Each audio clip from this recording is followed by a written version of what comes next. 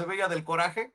Maestro, ¿cómo estás? El maestro Ricardo Sevilla, periodista de larga trayectoria, columnista, escritor, fundador y conductor de su espacio en YouTube, Los Datos Duros, el terror de la fachiza en la X, antes Twitter, y orgullosamente miembro de esta familia sin censura. Hay de jaladas a jaladas, ¿no, mi querido Ricardo? ¿Cómo te va? Me va muy bien, ya se me cayó efectivamente el pelo, ya se me derramó por las mejillas y ahora ya lo tengo aquí. Fíjate, Vicente, que no me sorprende desafortunadamente. Tenemos unos políticos ramplones. Yo creo que hay políticos de excepción, pero el actual concierto político mexicano es terriblemente decepcionante, salvo personajes como Gerardo Fernández Noroña, el propio presidente López Obrador y un puñado de políticos muy destacados, la próxima presidenta de este país. Es decir, si tú ves el número de políticos importantes, relevantes, realmente comprometidos con el bienestar del pueblo mexicano, te vas a llevar una sonrojante sorpresa, porque la mayoría son como Lili Telles, como Germán Martínez Cázares, que hacen este tipo de payasadas. Pero yo voy a hacer un llamado a la audiencia que ponga muchísima atención, porque este tipo de payasos están tratando de llamar la atención para darle golpes, mientras tanto, en las costillas al pueblo de México. ¿Por qué lo digo? Germán Martínez Cázares, que en lugar de estar legislando, se supone que él es senador plural, sabemos que es un panista de closet, en realidad está poniéndole más atención a los embates en contra de la reforma al Poder Judicial, desde el espacio de Radio Fórmula, la cueva de los malandros, como le dices tú, Vicente, y Toño Ruiz, a donde trabaja Ciro Gómez Leiva. Ahí este señor que está usted viendo en su pantalla tiene un espacio donde se la pasa despotricando en contra de la Cuarta Transformación, lo hizo durante todo el sexenio, a pesar de que formaba parte de ella. Se le olvidaron aquellos melodramas de eres un honor estar con Obrador, que fue como gritó cuando le abrieron la puerta, lamentablemente, el partido Morena y del movimiento de la Cuarta Transformación. Apenas pudo, apuñaló. Pero este personaje en particular se ha ido haciendo cada vez más nefasto. Llegó al Instituto Mexicano del Seguro Social, estuvo allá alrededor de 6 meses. Ese medio año trató de mover las piezas para corromperlo todo. Y con todo me refiero absolutamente todo. Quiso subrogar una vez más los servicios del Instituto Mexicano del Seguro Social, como en los tiempos más nefastos y más criminales del Foxiato y del Calderonato, cuando eran los tiempos lamentables, tristísimos, dolorosos de la guardería ABC. Pues este personaje dijo a subrogar servicios. ¿Y quién cree usted que le ayudó? La actual oficial mayor de la Suprema Corte de Justicia de la Nación. Eso no se le olvide, por favor. La oficial mayor es gente de Germán Martínez Cázares y está trabajando allá. Es egresada del CIDE. En el CIDE la contrataron, la destituyeron. Mucho ojo, porque esta señora se ha encargado de ir a diferentes instituciones a repartir dinero. ¿Qué digo a repartirlo? A repartir concretamente dinero entre sus cuates, y por eso ha manejado fideicomisos. Mucho ojo, porque también estaba manejando los dineros del Instituto Mexicano del Seguro Social, estaba manejando los dineros del CIDE, estaba manejando los dineros del Metrobús. ¿Qué pasó ahí? Los dineros del Metrobús los estaba manejando Digna, esta mujer que defiende con uñas y dientes los fideicomisos y que hoy está trabajando en la Suprema Corte de Justicia. Es pieza fundamental para el edificio de corrupción de Norma Piña. Así que mucho ojo, porque todo está junto con pegado, Vicente. Te voy a pedir que seamos claros con la audiencia, Ricardo. A Norma Piña la adoran. Hay un video que lo comprueba.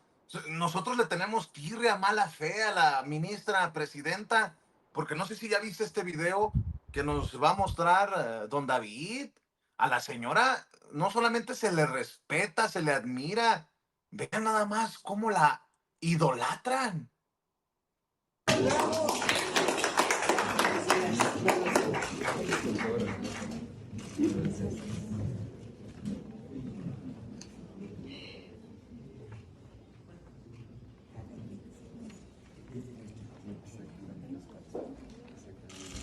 Gracias, señor presidente. Gracias. ¿Cómo ves, Ricardo? Nosotros somos muy injustos con la señora. En fin, No, ahí te la fíjate, dejo.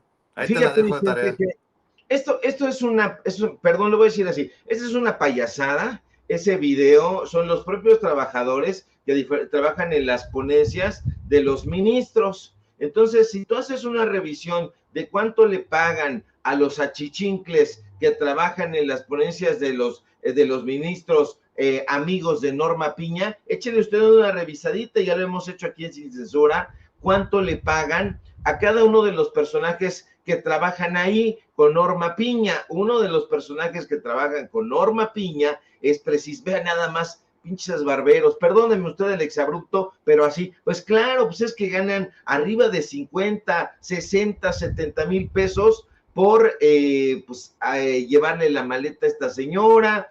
A mí Oye, Ricardo, ¿tú crees que si sale al Zócalo también la tratan así, con ese cariño? claro que no. Esa es la invitación, pues ahí están los mismos personajes de su ponencia, los mismos personajes que trabajan en las ponencias de los otros ministros que están adheridos completamente al proyecto neoliberal que quieren imponer a este país, pero si ella sale ahí unos pasos, que vaya, nada más que recorra de donde está el edificio de la Suprema Corte de Justicia, que se plante a donde está el Ávaro Patrio, a donde está la bandera de los Estados Unidos mexicanos, a ver cómo le va por ahí, que se dé la vuelta, que camine ahí por la calle de Corregidora, a ver cómo le va, a ver cómo la cuestionan, por lo menos cómo la cuestiona el pueblo de México, pues porque ahí con sus porristas, con pompones, con sus bocas amaestradas y toda esta gente, pues evidentemente va a haber palmadas, celebraciones, salutaciones, se van a poner de tapete. ¿Por qué? Pues porque reciben una muy buena lana. La gente que está usted viendo ahí,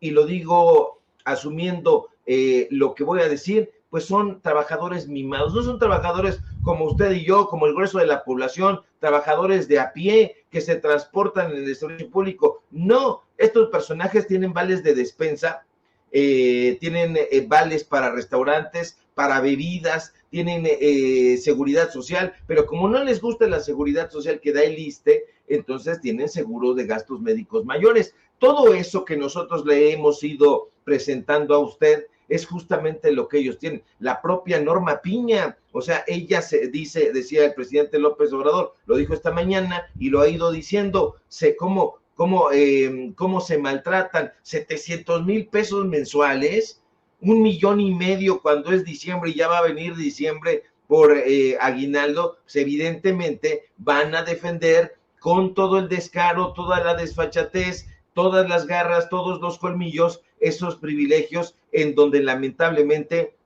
diferentes administraciones, diferentes titulares del Poder Ejecutivo los han colocado, los han dejado que se sirvan con la cuchara del pozole, mi querido Vicente, así que no la quieren. Justamente esos mismos personajes que están con estas cartulinas son los mismos personajes que recibieron a Loretta Ortiz Alf, y Loretta Ortiz Alf, que en el último tiempo se ha inclinado tremendamente a favor por los proyectos de la Cuarta Transformación, que son los que ayudan al pueblo de México, pues son los que la increpan, la buchean, le ponen estas cartulinitas, en fin, pues son exactamente los mismos que van a recibir a Lenia Batres, los mismos que van a recibir a Yasmín Esquivel, son esos mismos van a saludar a esta señora Norma Piña, pero tiene muchísima cola que le pisen y lamentablemente para ella todavía habemos medios de comunicación como Sin Censura, donde la vamos a continuar exhibiendo. Por cierto, Ricardo, ¿por qué no les das una cachetada así con guajolotera, con guante blanco y con datos duros?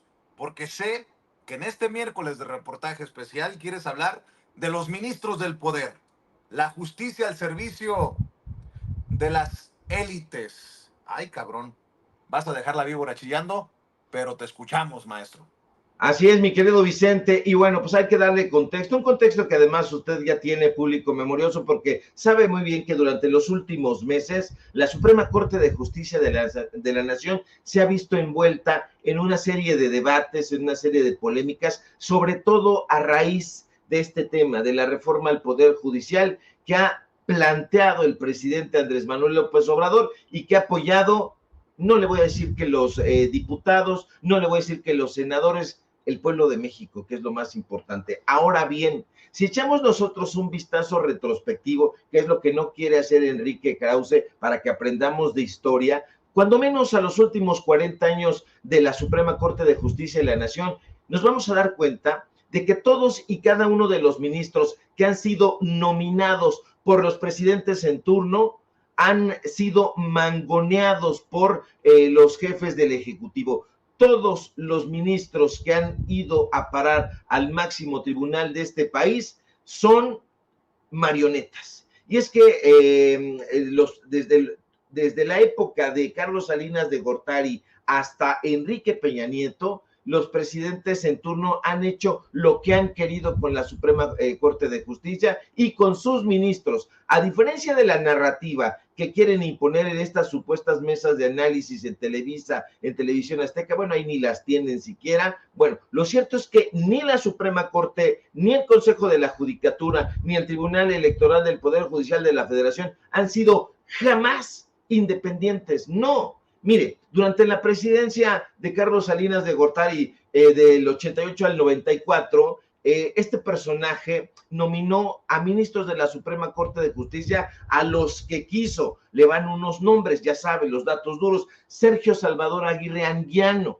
Juventino Castro y Castro, Juan Díaz Romero, Mariano Azuela Huitrón, que súper polémico, Diego Valadez y Jorge Carpizo MacGregor. Y usted va a decir, bueno, pues revisamos nosotros en Wikipedia. Es que eso no aparece en Wikipedia. Si usted lo revisa y pone a cuántos nominó Carlos Salinas de Gortari, no le van a aparecer, no le va a aparecer Diego Valadez, no le va a aparecer Jorge Carpizo. ¿Por qué? Porque estos personajes estuvieron ahí únicamente para entorpecer a favor del salinato, y yo se lo voy a contar. Ernesto Zedillo, al asumir en 1994 la presidencia, usted lo sabe, redujo el número de ministros de 26 a 11 y nominó a otros tantos personajes sumamente complicados: Genaro Góngora Pimentel, Olga Sánchez Cordero, Juan Silva Mesa y Felipe Calderón también hace lo mismo, porque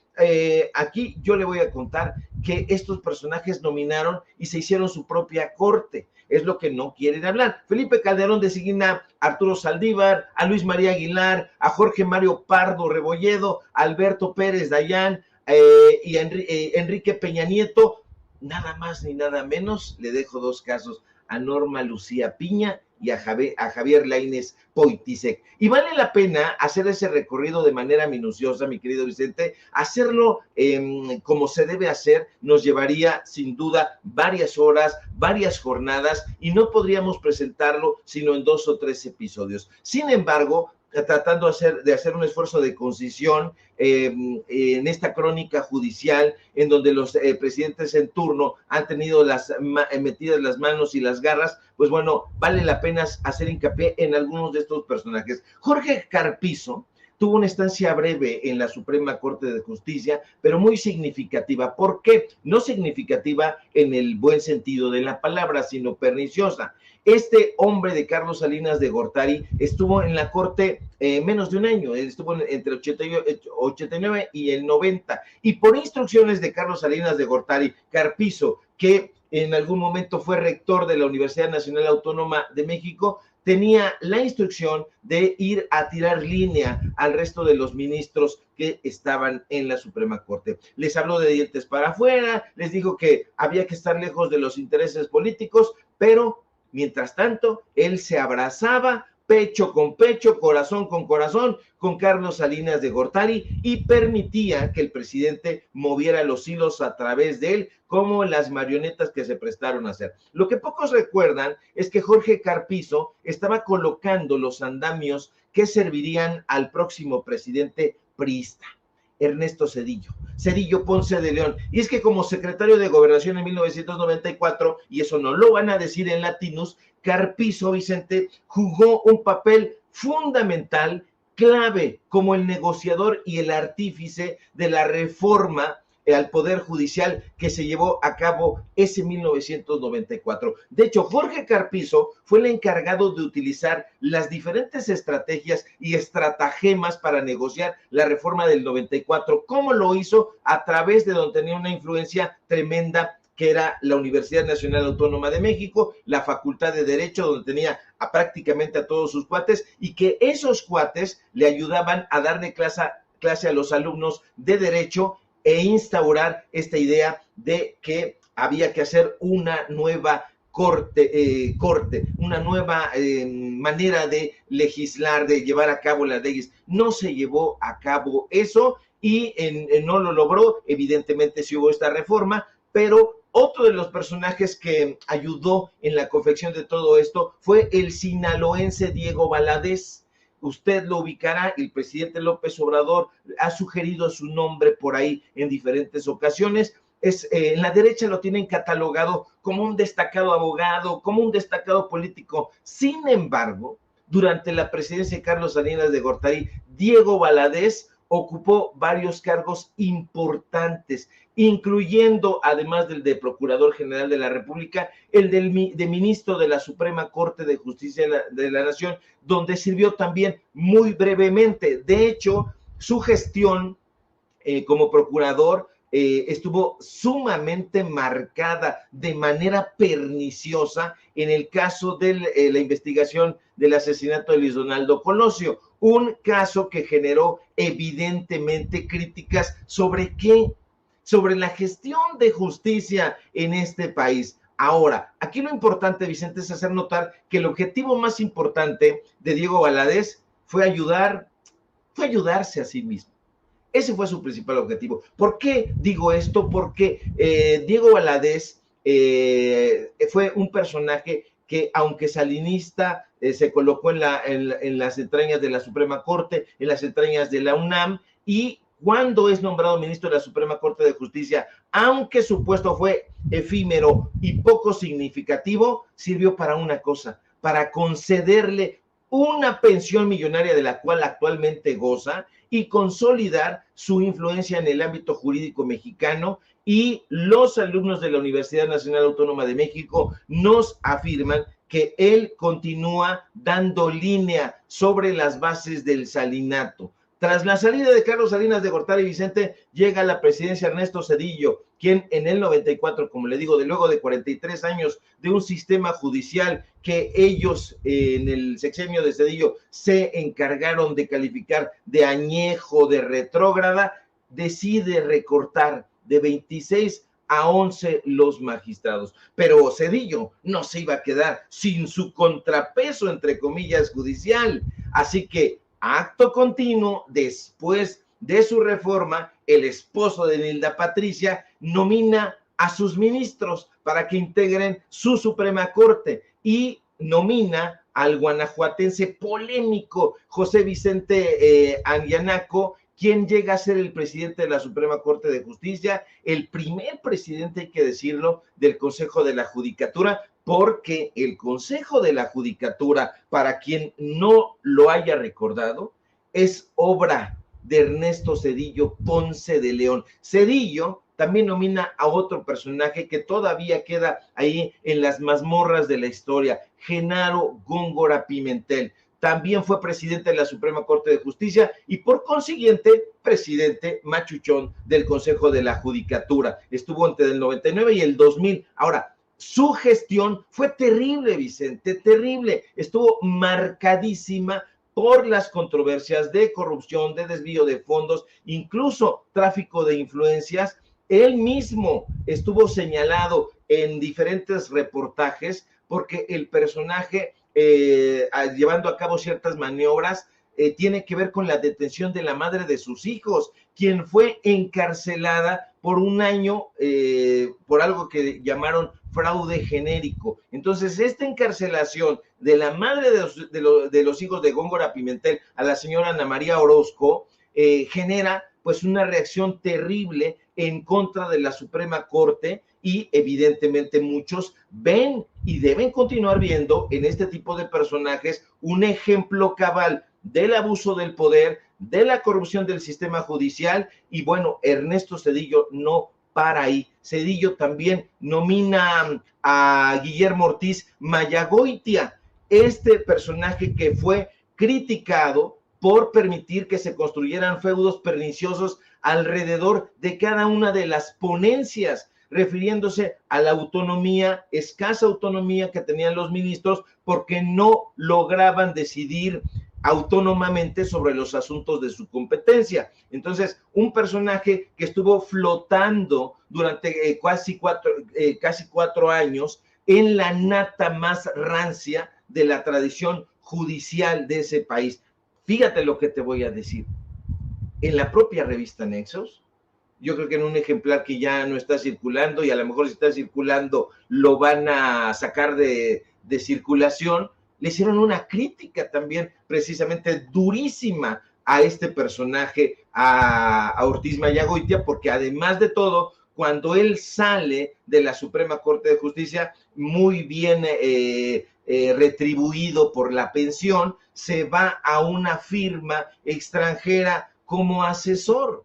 Y así, Vicente, yo tengo una lista larga, luenga, están los ministros de Vicente Fox. Voy a hacer, para no extenderme muchísimo, le pongo un caso, a lo mejor el más emblemático, José Ramón Cosío. José Ramón Cosío, que fue colocado ahí por Vicente Fox en la Suprema Corte de Justicia. Él actualmente es un investigador honorario en la Universidad Nacional Autónoma de México, sí, ahí donde Diego Valadez y todos sus cuates del Instituto de Investigaciones Jurídicas. Bueno, Cosío, por ejemplo, Vicente, votó en contra de responsabilizar a personajes y autoridades dentro del gobierno de Felipe Calderón por violaciones de derechos humanos en el caso de la guardería ABC. Ve, por eso le digo que todo está concatenado, que todo está de la mano, porque la guardería ABC, el Instituto Mexicano del Seguro Social, Germán Martínez Cázares, la oficial mayor que trabajaba en el IMSS, todo está ahí. Cosío, también, en el caso Florence Casá, propuso un amparo que evitaba la nulidad general de la sentencia. ¿Con qué fin? Con el fin de evitar señalamientos contra el gobierno calderonista. Lo pone Fox, sirve a Fox y dice como Keanu Reeves, yo serví y puedo seguir sirviendo, y sirve en el gobierno calderonista. Por si fuera poco, cuando hubo oportunidad de atajar el poder mediático de Televisa, Cosío se declaró impedido en la acción de inconstitucionalidad sobre la polémica y lesiva ley Televisa, diciendo Cosío que es que no podía él fijar una postura porque había conflicto de interés, porque él se había dado un contrato en la Cámara de Diputados y él andaba por ahí. En fin, Cosío decide ponerse del lado de Televisa. Cosío decide ponerse del lado de la empresa Eólica del Sur, ¿se acuerda usted? Con la cual perjudicó a comunidades indígenas en Oaxaca, negándole el amparo a 1,116 pobladores que buscaban ampararse y proteger sus derechos. Cosío dijo no. Finalmente, Vicente, en el caso Atenco, Cosío se niega a responsabilizar a altos funcionarios por violaciones de derechos humanos, lo que lleva a condenas internacionales, no contra la Corte, no contra Cosío, sino señalamientos internacionales contra México. Han arrastrado el nombre de este país, han arrastrado a los mexicanos y a las mexicanas en esta defensa terrible y corrupta del Poder Judicial. Pero te digo, mi querido Vicente, yo aquí le paro un ratito. ¿Por qué? Pues porque esto da para el análisis, da para que la gente reflexione.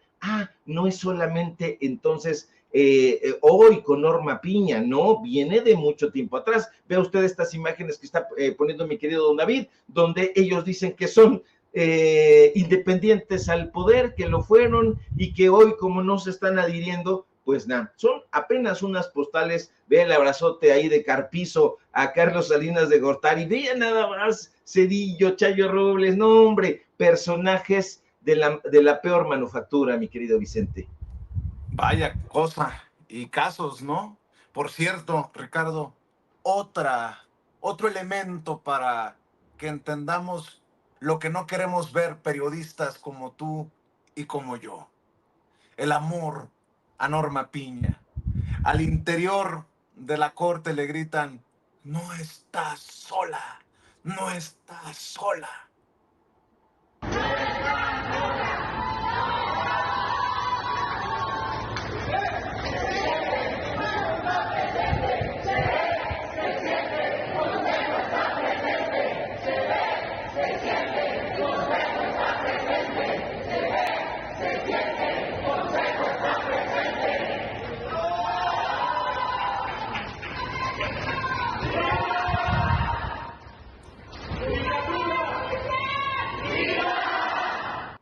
¿Cómo ves, mi querido Ricardo, después de todo lo que has expuesto, una de dos, o estas manifestaciones de cariño a Norma Piña a puerta cerrada, por cierto, ¿eh? Al interior de edificios, no en el Zócalo, no en el Monumento a la Revolución, no en la Alameda, al interior del edificio de la Suprema.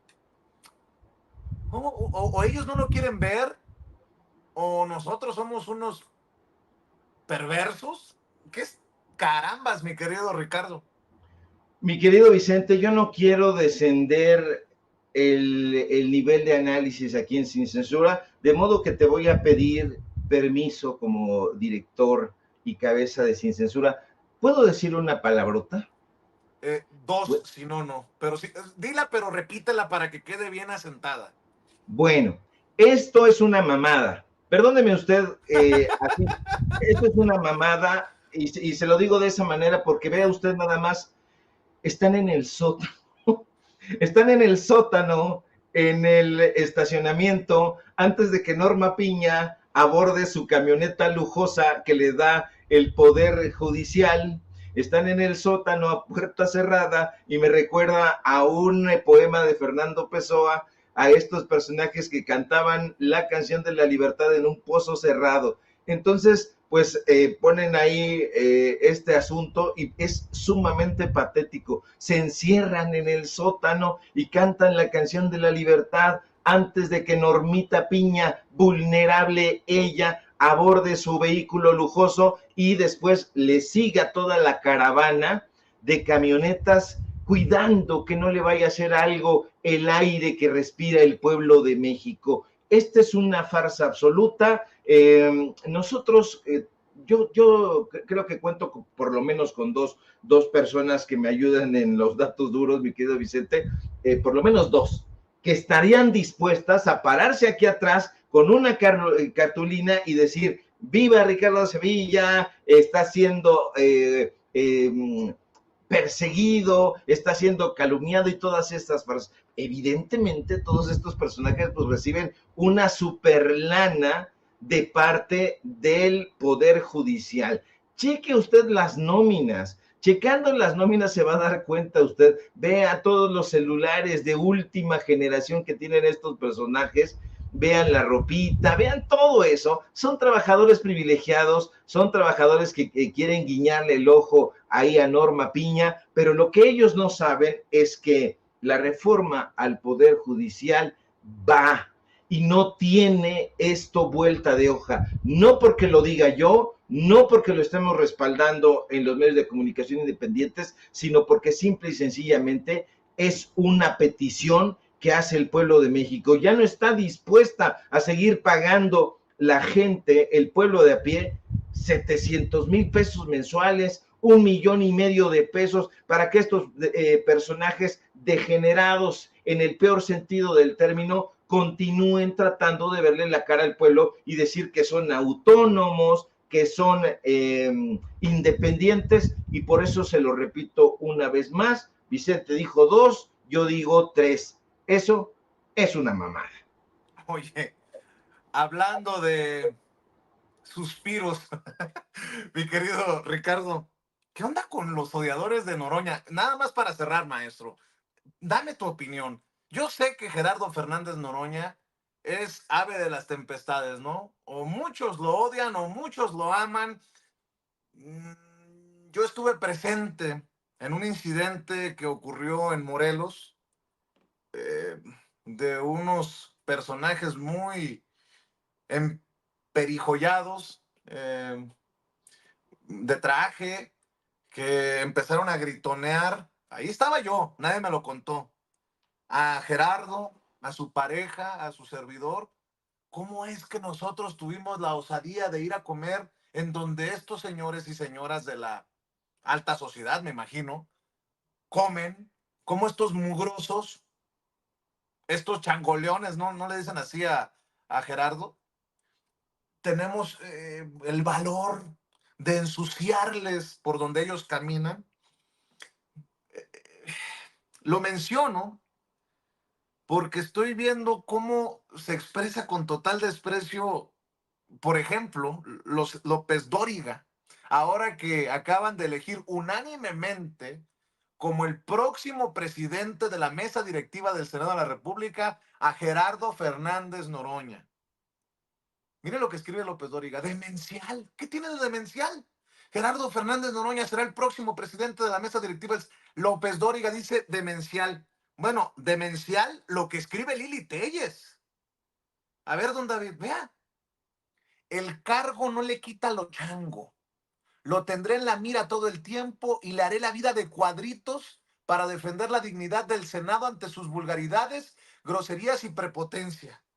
Ah, mire nada más. Lili Telles, hablando de defender la dignidad del Senado, cuando el trío Maravilla, Lili Telles, Kene López Rabadán y Xóchitl Gálvez, se han pasado estos años gritoneando, faltándole el respeto a medio mundo, demencial, eso. Bueno, quería escuchar tu comentario acerca de esto que resulta histórico, ¿no? Que Gerardo vaya a ser el presidente de la mesa directiva del Senado y pues estos que andan haciendo chile con la cola. Demencial es que ese personaje, Joaquín López Dóriga, siga presentándose como periodista cuando no lo es. Demencial es que esa señora que conducía y que leía teleprompter en Televisión Azteca y era empleada del usurero al que no le ha hecho ni una sola crítica, sea hoy legisladora de este país. Eso nos debe señalar mucho a nosotros, pues para ya no allanarle el camino a este tipo de personajes. En algún otro momento no había otra opción más que Televisa y ahí estaba enquistado este personaje idiota, y ahí la señora Lili Telles, a quien algunos maliciosos le han llamado, creo que no sin, pues, sin rigor, Lela Telles. Así le han dicho, yo repito lo que dice el pueblo. Yo no veo demencial que Gerardo Fernández Noroña, que es el máximo tribuno hoy, aunque le guste a tiros y troyanos de este país, esté defendiendo la postura de la izquierda mexicana en este país. Yo sé que incomoda mucho porque hace no muchos años nosotros veíamos a Gerardo Fernández Noroña y a quien reconocemos como gente del pueblo en las calles. Lo veíamos siendo agredido en épocas neoliberales, que incluso era sacado con violencia cuando él iba y se manifestaba, porque es una persona que viene auténticamente de abajo, que viene auténticamente de la izquierda y que ha estado ahí picando piedra para llegar a este momento, no solo en su carrera, sino en la trayectoria política de este país. Entonces, Gerardo Fernández Noroña a mí me parece un acierto y me parece efectivamente histórico que una persona que en la derecha pues tienen catalogada, como Lili Telles lo califica de manera completamente estúpida, ahí le estoy usted leyendo, le llama chango y todo ese tipo. Ese es un asunto racista. Ella debería de ser llamada a cuentas por derechos humanos, pero no lo va a hacer. A ella le parece muy chistoso, le parece muy simpático. Si escribiera a Gerardo Fernández Noroña que Lili Telles es una changa, ahí sí vendrían problemas. Ya en algún momento Gerardo tuvo que ser llamado a tomar un curso incluso, pero estos personajes pueden hacer y decir lo que quieran.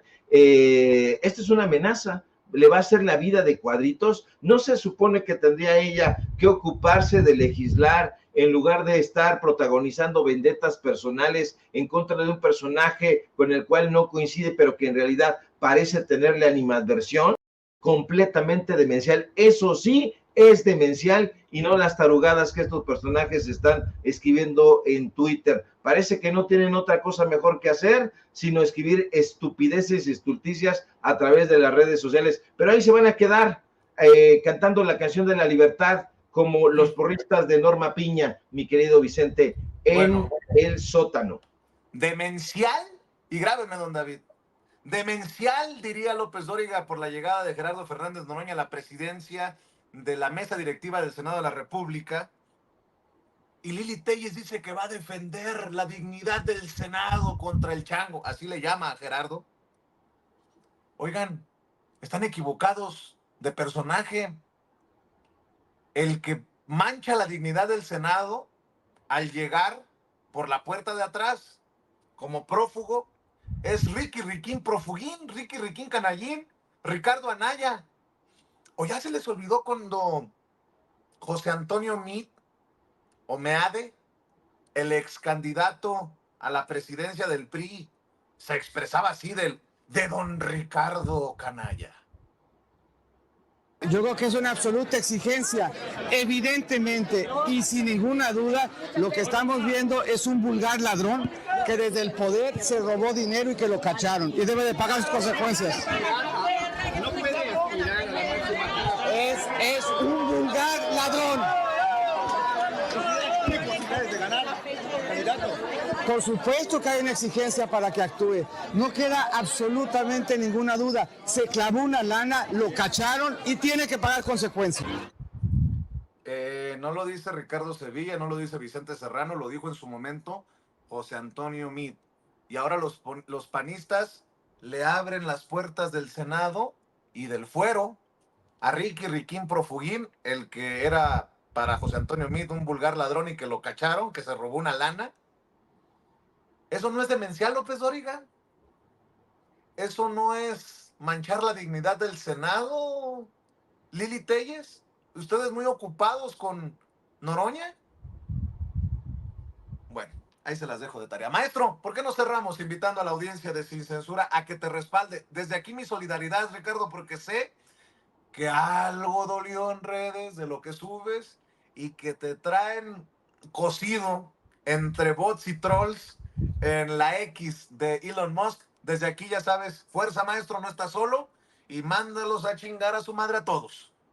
Allá los vamos a mandar justamente, mi querido Vicente, y de cuando en cuando ya le dije que soy un alumno aventajado de los Chis, que era un cómic de los 80s, y de Videorrisa, y entonces allá les respondo solamente a los primeros 3, así que bots que nos ven y que nos escuchan, si quieren insultarme allá en la red social X, lleguen temprano, a los primeros 3 les miento su chingada madre, a los primeros 3 nada más. A los demás ya no les pelo, pero los primeros 3 que lleguen tienen su mentada de madre asegurada. Ahí se los dejo, si quieren acompañarnos ahí en X, precisamente @Sevilla Crítico, en Facebook Ricardo Sevilla, así nada más, en los datos duros, síganos, hoy tenemos informativo en punto de las 9 de la noche, también ahí mentamos madres, a los 3 primeros, le digo, a los 3 primeritos, ahí tienen su mentadita para que se vayan a llorar, abrazos de Norma Piña, y por supuesto síganos aquí en Sin Censura, donde somos orgullosamente miembros y estamos al pendiente siempre de la información, mi querido amigo. Te mando un fuerte abrazo y seguimos en comunicación. Lamento mucho que el maestro Ricardo Sevilla se haya maleado tanto en Sin Censura y que termine de esta manera diciendo estas cosas. Maestro, muchas gracias, estamos al pendiente. Cuídate. Bueno.